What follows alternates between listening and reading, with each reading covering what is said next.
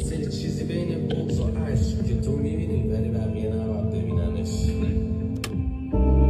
صداشو کم کردم، صدا خودم ولی وقتی مینویسیش خیلی وقت نخوندم. تو باید سبز باشی.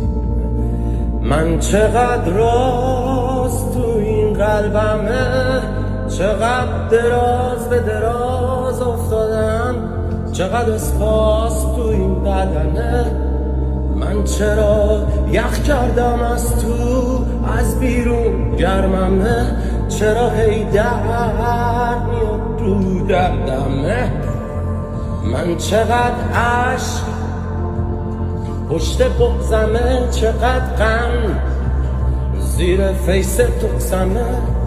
من چرا شب که میشه وقت قرصمه، چرا زمین انقدر بیرحمه کسننه.